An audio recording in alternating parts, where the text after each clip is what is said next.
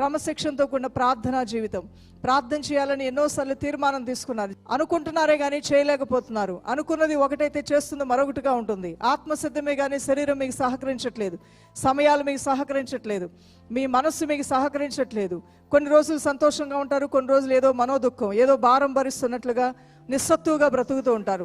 నువ్వు అనుకుంటావు కొద్ది రోజులు నేను చాలా క్రమశిక్షణగా ఉన్నాను, మంచిగా అన్ని విషయాల్లో పాల్గొన్నాను, నేను బాగా నిలబడ్డానని. చాలాసార్లు నీ మనసు నేను నమ్మలేకపోతుంటావు.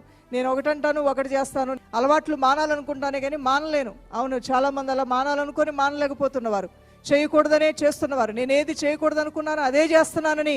ఇలాంటి స్థితి మారాలంటే నీ శరీరం నలగొట్టబడాలి. నీ శరీరం ఎప్పుడైతే నలగొట్టబడుతుందో క్రమశిక్షణ ఆటోమేటిక్గా వస్తుంది. నీకు తెలుసా, నీవు కలిగి ఉన్న క్రమశిక్షణ నిన్ను చాలా గొప్పగా తీర్చిదిద్దుతుంది. నీవు కలిగి ఉన్న క్రమశిక్షణ నీకు ధైర్యాన్ని ఇస్తుంది. ఇది మొదలుకొని మీలో ప్రతి ఒక్కరూ మీరు ఏది చేయాలనుకుంటారో అది కరెక్ట్ టయానికి చేసే కృప